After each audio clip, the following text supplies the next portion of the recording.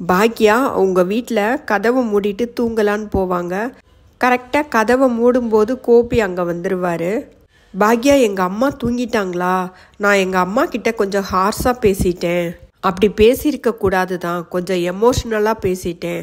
அம்மா கண்டிப்பாக தூங்கியிருக்க மாட்டாங்க. அதனால தான் அம்மாவை பார்த்துட்டு போகலான்னு வந்தேன் பாக்யா. சாரி நான் ஒரு தடவை பார்த்துட்டு போயிடட்டுமா அப்படின்னு கேட்பாரு. பாக்யாவும் சரின்னு சொல்லுவாங்க. கோபி அவங்க அம்மாவோட ரூம் கதவை தட்டுவார். ஈஸ்வரி திறக்கவே மாட்டாங்க. ஒரு 2 நிமிஷம் கழித்து ஈஸ்வரி உள்ளே இருந்துக்கிட்டு கதவை திறக்காம பாக்யாவை கூப்பிட்டு, நான் யார்கிட்டையும் பேச ரெடியாக இல்லை, போ சொல்லு கிளம்பி அப்படின்னு சொல்லுவாங்க. பாக்யா கோபிக்கிட்ட, நீங்கள் போங்க, காலையில் பார்த்துக்கலாம், நான் அத்தையை பார்த்துக்கிறேன் அப்படின்னு சொல்லி அனுப்பிச்சி விட்ருவாங்க. இனியா வீட்டில் இனியா நிதிஷோட ரூமில் கதவை தட்டிக்கிட்டு இருப்பாங்க. நிதிஷ், கதவை திறங்க நிதிஷ் அப்படின்னு சொல்லி அங்கே தட்டிக்கிட்டு இருப்பாங்க. இனியா கதவை தட்டுற சத்தம் கேட்டு சந்திரிகா பின்னாடி இருந்து வந்துடுவாங்க. நீ என்ன பண்ணுற? நான் தான் சொன்னேன்ல, அவனை டிஸ்டர்ப் பண்ணாதுன்னு சொன்னோம்ல, உனக்கு புரியலையா? எல்லாத்துக்கும் காரணம் நீ தான். ஒன்னால தான் இப்படி ஆனா. நான் தான் சொன்னேன்ல கொஞ்சோண்டு குடிச்சிருக்கான் அப்படின்னு சொல்லிட்டு அப்படிம்பாங்க. அதுக்குள்ளே சுதாகரும் அங்கே வந்துடுவார். சந்திரிகா திரும்ப இனியாவையே தப்பு சொல்லிக்கிட்டே இருப்பாங்க. இனியா என்ன சொல்லுவாங்கன்னா, நீங்கள் 2 பேரும் என்னவோ மறைக்கிறீங்க, எனக்கு நல்லாவே தெரியுது, தேவையில்லாமல் என் மேலே பழி போடுறீங்க.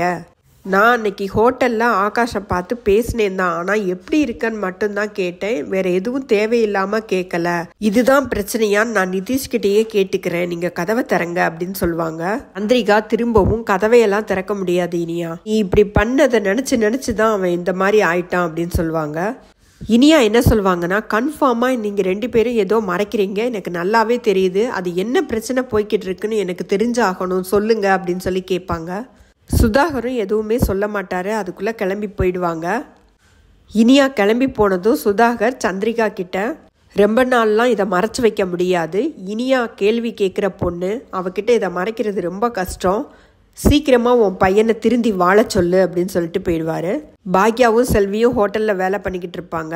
பாக்யா செல்வி கிட்ட சொல்லிட்டு, நான் மளிகை கடை வரைக்கும் போயிட்டு வந்துடுறேன் அப்படின்னு சொல்லிட்டு கிளம்பிடுவாங்க.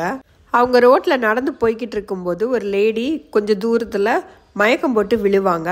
பாக்யா தான் பக்கத்தில் இருப்பாங்க. அதனால உடனே அவங்கள உட்கார வச்சு அவங்களுக்கு கொஞ்சம் தண்ணி கொடுப்பாங்க. ஒரு ஆட்டோ ஏற்பாடு பண்ணி கொடுக்க சொல்லுவாங்க அக்கம் பக்கத்தில். அவங்க ஆட்டோ ஏற்பாடு பண்ணி கொடுத்ததும் அந்த லேடியை கொண்டு போய் ஹாஸ்பிட்டல் சேர்த்துட்டு ஹோட்டலுக்கு போயிடுவாங்க. ஹோட்டலில் செல்வியும் பாக்யாவும் சாப்பாடு வச்சுக்கிட்டு இருப்பாங்க எல்லாருக்கும். அந்த நேரத்தில் மளிகை கடைக்காரர் ஃபோன் பண்ணுவார். பாக்யா என்ன சொல்லுவாங்கன்னா, நான் கொஞ்சம் பிஸியாக இருந்துட்டேன், அதனால சாயந்தரமாக வந்து பணம் கொடுத்துட்றேன் அப்படின்னு சொல்லுவாங்க. அதுக்கு செல்வி என்ன சொல்லுவாங்க, நீ தான் சமூக சேவை செஞ்சுன்னு சொல்ல வேண்டியது தானே, இருந்தாலும் உனக்கு ரொம்ப நல்ல மனசுக்கா அப்படின்னு சொல்லுவாங்க.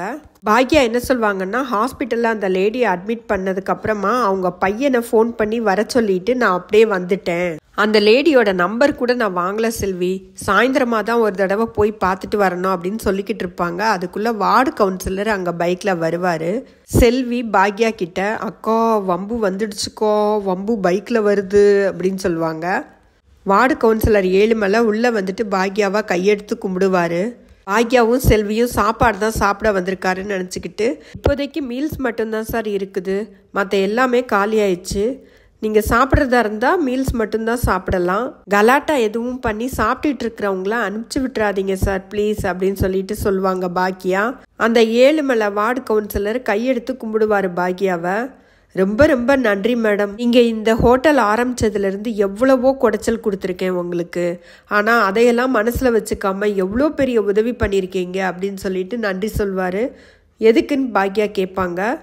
ரோட்டில் மயக்கம் போட்டு விழுந்தது என்னோட மனைவி தான் மேடம், என் ஒய்ஃப்னா எனக்கு ரொம்ப உசுறு, அவங்கள நீங்கள் காப்பாற்றிருக்கீங்க, எவ்வளோ பெரிய விஷயம், ரொம்ப ரொம்ப நன்றி மேடம் அப்படின்னு சொல்லி கையெடுத்து கும்பிடுவார். பாக்யாவுக்கும் செல்விக்கும் ஒரே சந்தோஷமாக போயிடும். இப்போ இந்த வார்டு கவுன்சிலர் ஏழுமலை அவரோட தொல்லையும் இத்தோட முடிஞ்சது. இன்னைக்கு எபிசோடும் இத்தோட முடிஞ்சது. நாளைக்கு என்ன நடக்குன்னு பார்க்கலாமா?